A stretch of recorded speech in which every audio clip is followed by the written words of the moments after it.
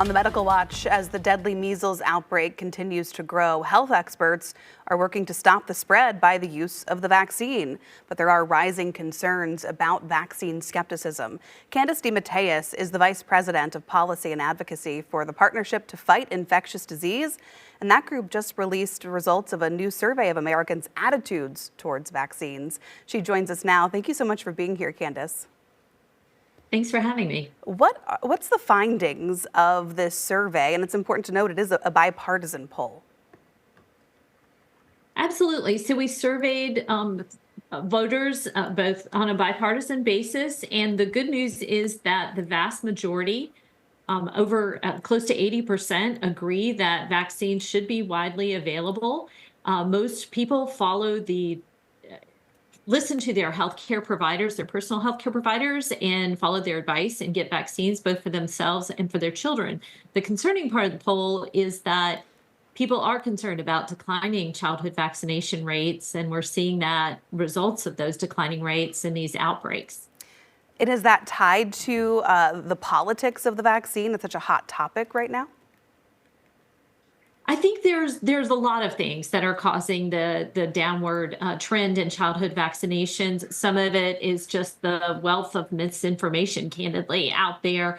The lack of familiarity with these diseases and how serious they are because vaccines have been so successful. So you couple that with the people don't, really realize the threat that measles poses, for example.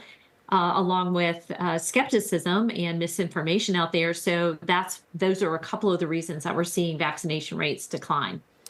I'm a mom of a toddler. We'd take him to the doctor, to the pediatrician to get his normal vaccines. And I've been wondering with Robert F. Kennedy Jr., a noted vaccine skeptic at the helm of the health administrations here in America, if there's a chance, if we could see the recommendations that doctors provide in the doctor's offices change, if vaccines could potentially become less accessible.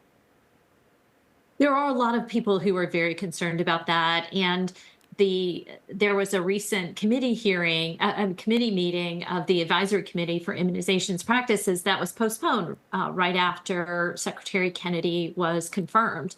So we're hoping that gets rescheduled very quickly. There are a number of our organization, American Medical Association, American Academy of Pediatrics, and a number of other patient groups and provider groups who are really pushing for that to be rescheduled because vaccination is so important. It offers so much protection and is such a safe alternative, certainly safe to getting these diseases.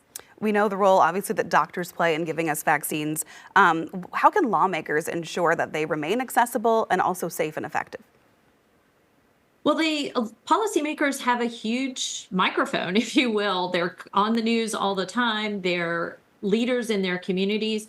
So continuing to reinforce the safety of vaccines, to consult with your physician if you have questions, and to, get vaccinated, sharing their vaccine stories. Or we had a webinar earlier today where a policymaker shared how he had measles as a child, and would not recommend that for anyone, but does recommend the vaccine. So policymakers have a huge opportunity, and community leaders across the board have a huge opportunity to help allay fears and encourage people to get vaccinated.